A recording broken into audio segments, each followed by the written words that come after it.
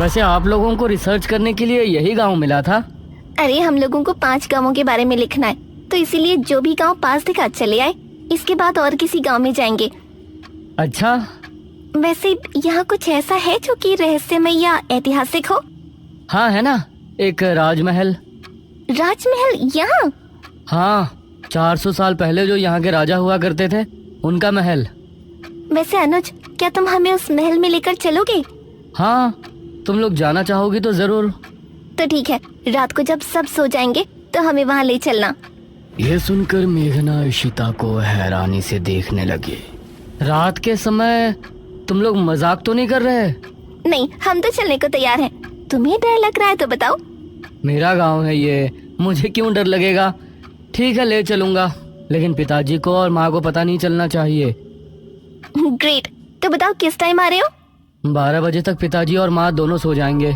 मैं उसी समय तुम लोगों को ले आऊंगा। हाँ सही है। ये कहकर अनुज ने उन्हें कमरे में छोड़ा और वहाँ से चला गया। ये क्या, हम तो उस मृत्युंजय अमृत के बारे में पता करने आए थे ना। अब हम ये राजमहल क्यों जा रहे हैं? अरे उसको सीधा पूछते तो उसे शक हो जाता ना। आज हम राजमहल चलते हैं और फिर कल उसे जंगल जाने को कहेंगे और वहाँ जाकर बातों ही बातों में उसे मृत्युंजय अमृत के बारे में पूछेंगे। ये सही है।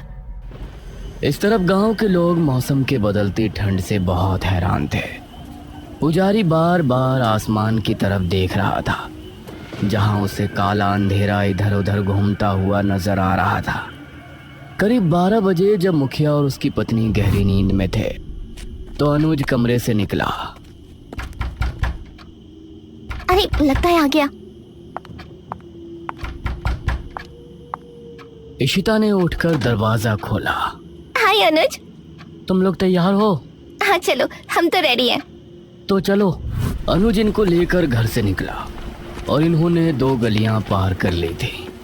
उफ, तुम्हारे गांव में हवा इतनी ज्यादा चलती है क्या? रोज तो नहीं चलती, लेकिन शहर की 2 लड़कियों के साथ लगता है उनके शहर का प्रदूषण भी आंधी के रूप में साथ आ गया।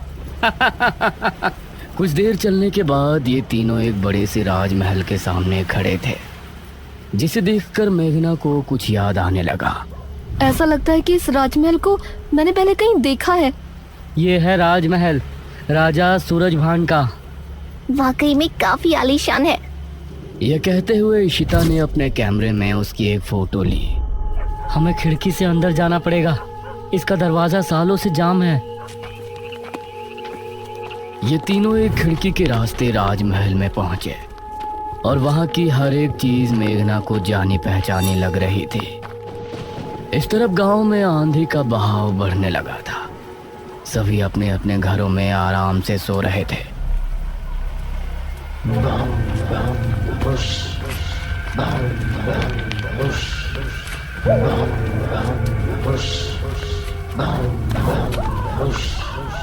अरे ये आवाज तो निशिरमोलो। गांव के सभी लोगों के दिलों में खौफ उतर आया। उसी समय मुखिया के कमरे में गांव का पुजारी हड़बड़ाता हुआ पहुंचा। मुखिया जी उठिए। मुखिया चौंकता हुआ नींद से जागा। क्या हुआ पुजारी जी, इतनी रात में आप? गांव में निशीर मोलो की आवाज गूंज रही है, सब बहुत डरे हुए हैं। पुजारी जी, ये कैसे हो सकता है? निशीर मोलो यहाँ कैसे आ सकते हैं? वो तो कई सालों पहले सो गए थे। जरूर कुछ ऐसा हुआ है जिससे वो जाग उठे थे।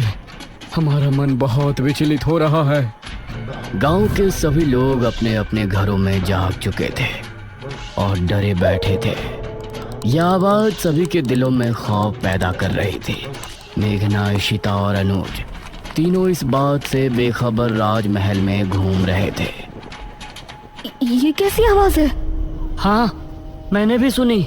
ऐसा लग रहा था कि कोई सिपाही भारी जूतों के साथ गलियारे में चहलकदमी कर रहा है, लेकिन दूर दूर तक कोई नजर नहीं आ रहा था। उसी समय गांव के 2 आदमी संपत और कप्ता जंगल की सरहद पर बैठे हुए जुआ खेल रहे थे। अरे संपत यार, चल घर चलते हैं, अब बहुत समय हो गया। ओहो, अब तू हार रहा है तो घर चलते हैं। अरे चुपचाप पूरी बाजी खेल, इससे पहले तो मैं तुझे जाने नहीं दूंगा। हाँ ये सुनकर कप्ता फिर से उसके साथ पत्ते बांटने लगा। उन दोनों को यह आवाज सुनाई दी। तेज आंधी की हवाओं में उनकी आंखें बहुत मुश्किल से खुल रही थी। उन दोनों ने देखा कि सामने से 4 आदमी अपने कंधों पर एक ताबूत उठाए मंत्र पढ़ते हुए चले आ रहे हैं। संपत और कप्ता इससे पहले कुछ करते, वो चारों आकर उनके सामने रुक गए। हवा का रुख थोड़ा कम हुआ। वो चारों अपनी लाल चमकती आंखों से संपत और कप्ता को घूर रहे थे। इधर इशिता, मेघना और अनुज को एक दरवाजा खुलने की तेज आवाज सुनाई दी और वो चौंक पड़े। न जाने उस दरवाजे से कौन निकला, जिसको देखकर ये तीनों चौंक पड़े। वहीं संपत और कप्ता के सामने खड़े वो चारों शख्स जो कि निशूर मोलो थे। उनके कंधों पर रखा ताबूत खुल गया और उसके खुलते ही संपत और कप्ता की चीख पूरे गांव के लोगों ने सुनी, जिसे सुनकर सभी गांव के लोग डर गए। ये किसकी चीख थी जी? निशिर मोलो, ये चीख किसी अनहोनी की संकेत थी। निशिर मोलो आखिर कौन है? क्या है मृत्युंजय अमृत? और क्या संबंध है मेघना का इन सब से? इन सभी सवालों के जवाब जानने के लिए हमारे साथ जुड़े रहिए इस कहानी के अगले भाग।